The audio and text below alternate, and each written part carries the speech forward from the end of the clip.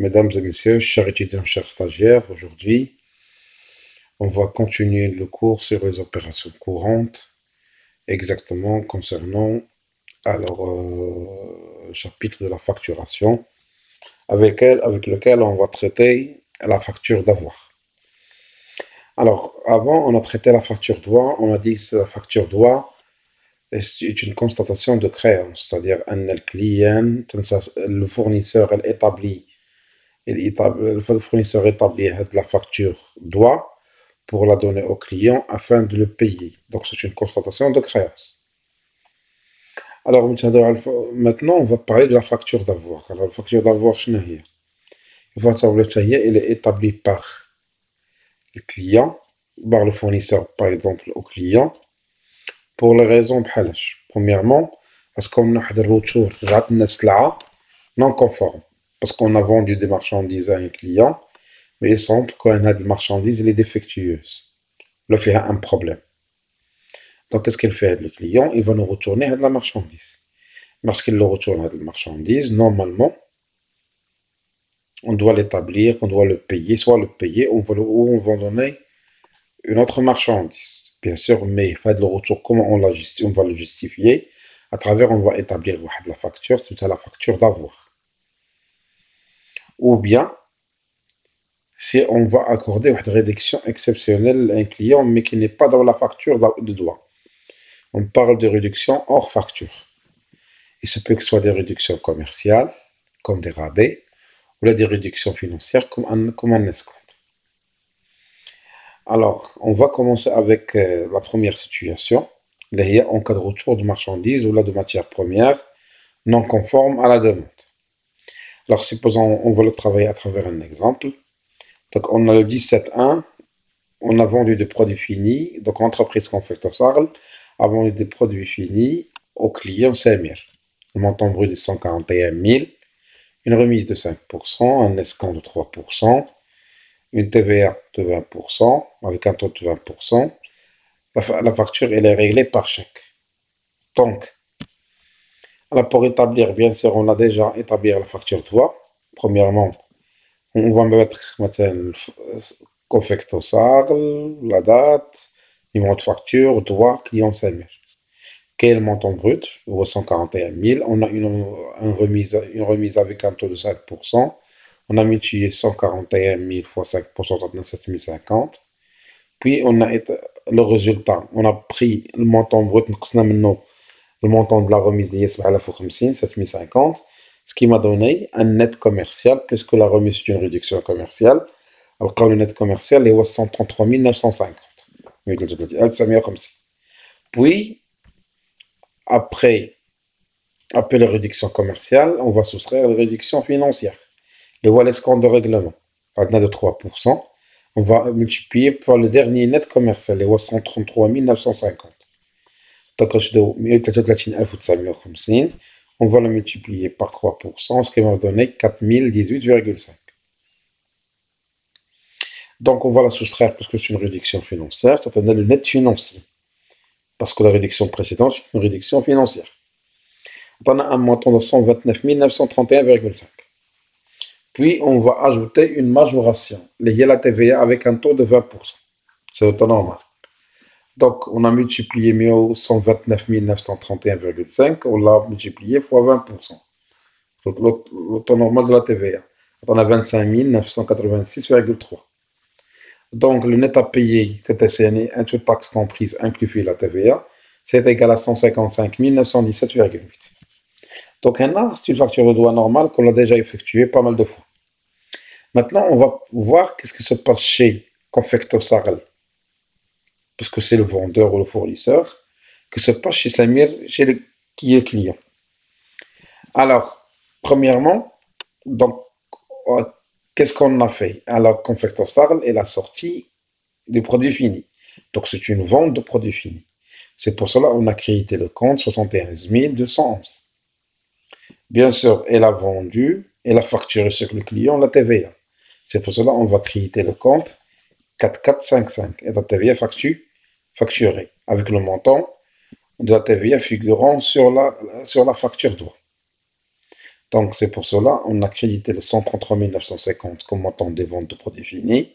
Le montant de la TVA est égal à 25 986,3. Mais comment on a réglé Hatch? On a réglé par chèque. Donc, en tant que fournisseur, on a encaissé le montant de par chèque. Donc, le chèque, si on encaisse le chèque, donc généralement les chèques qu'on encaisse, c'est ce qu'on des chèques barrés en principe, on les dépose dans notre compte bancaire. Le compte bancaire. Parce qu'après 2014, les chèques qui sont encaissables directement, ou là où ils passent via le compte bancaire. C'est pour cela qu'on va débiter, l'argent il va entrer à la banque, c'est pour cela qu'on va débiter le compte 5141. On a le vendeur, il a accordé un escompte. Donc pour lui, c'est une charge. C'est pour cela qu'on va débiter le compte 6386, les voies escompte accordé. Le montant de l'escompte est de 4018,5. Donc, facture, bien sûr, il faut justifier les libellé de l'opération à une facture de 201. Et si on a un numéro de chèque, on va le faire. Mais puisqu'on n'a pas mentionné le numéro de chèque, c'est bon. Ça, ce qui s'est passé chez qui? Chez le vendeur. Là, quand le vendeur il a vendu, pour le client Samir, qu'est-ce qu'il a fait? Il a acheté. Soit il a acheté des marchandises, là, quand Samir commercial, entreprise commerciale, ou là un commerçant, ou bien, si Samir il fabrique quelque chose d'autre, on parle de l'achat de matières premières. Alors, on va passer chez Samir. Samir, il a acheté des marchandises. Donc, on va débiter avec le dernier net commercial, les Wachhal, 133 950. Puisqu'il a acheté, il va payer la TVA, la taxe sur la valeur ajoutée. Là, il y a la TVA récupérable sur les charges. D'un montant de 25 986. Comment il a réglé tout cela? Il a réglé tout cela, alors, à travers le paiement par chèque. Donc, il va sortir l'argent de son compte bancaire. Les 155 917,8. Mais puisque l'a payé en comptant, donc le vendeur, les voix qu'on fait tout ça, il lui a accordé un escompte. Donc c'est un escompte gagné par Samir. C'est pour ça qu'on parle d'un escompte obtenu dans un compte de produit. Le compte 7386. Donc c'était 4018,5. Sur le numéro de facture de 101. Donc tout simplement, qu'est-ce qu'on a fait? On a expliqué que c'est ce que se passe, et comment établir la facture doigt, et comment on la comptabilise. Bien sûr, on l'a déjà fait pas mal de fois, ce genre de choses. Alors maintenant, on va passer, alors, en cas,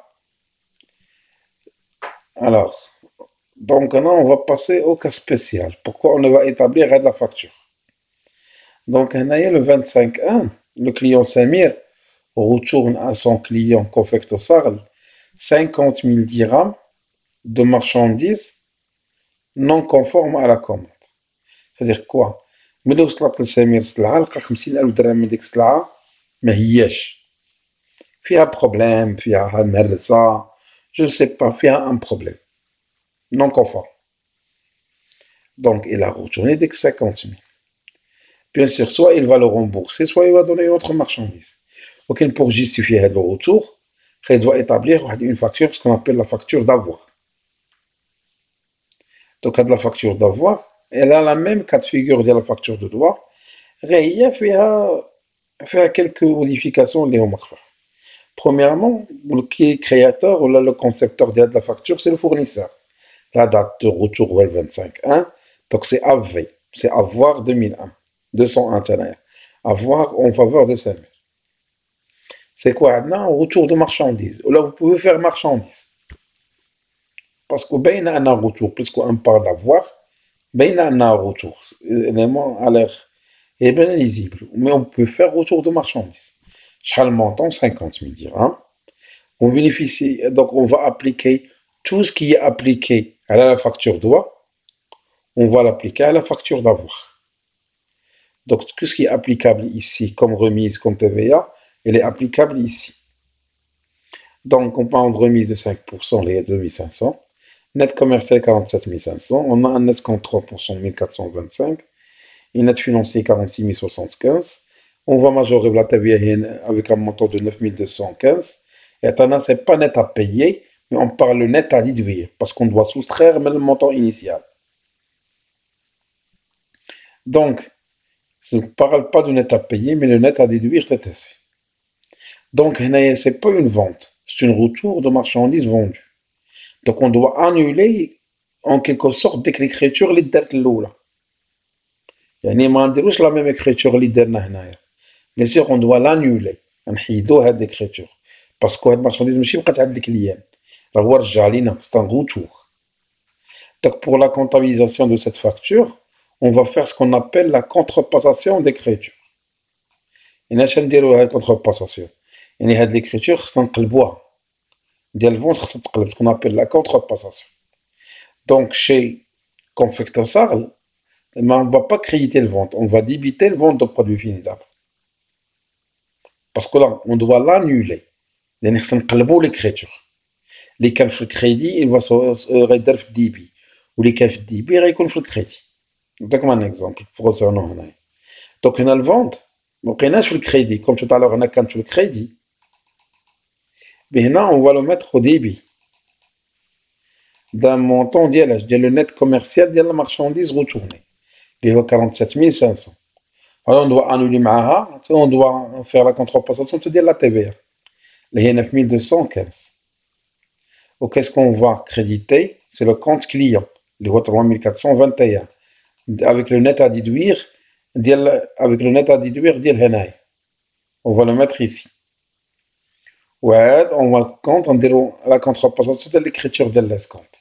Et l'opération qu'on a fait la première, on va faire sa contrepassation avec les montants de la marchandise de la Et net commercial, TVA, net à déduire ou l'escompte. Ça, ce qui se passe chez qui? Chez Confecto Sarl. Maintenant, on va voir ce qui se passe chez qui? Chez Samir, les clients. Puis l'achat d'un débit ou le paiement le crédit ainsi que l'escompte obtenu. Mais اللي هو رجع ديك السلعة للكليون donc ما يحسبش عليه انه راه شراها خاص يدير لا contrepassation pour annuler داك le montant اللي هو retourné. C'est pour cela il a crédité le compte achat de marchandises وإذا TVA récupérable sur charge ديال دوك la marchandise اللي هما رجعوا. Où il va débiter puisqu'il l'a envoyé au fournisseur. Il va débiter le compte 4411, le compte fournisseur, ou elle va débiter avec lui dès que l'escompte obtenu. Parce qu'en fin de compte, la marchandise, il n'a pas gagné de l'escompte vu qu'il a retourné le fournisseur ou le vendeur. Donc, à travers l'exemple, qu'est-ce qu'on nous a montré? Il y a comment comptabiliser le retour comptabiliser le retour de marchandises liées non conformes. Donc, qu'est-ce qu'on a traité à travers l'exercice? On a traité le premier cas d'utilisation de la facture d'avoir.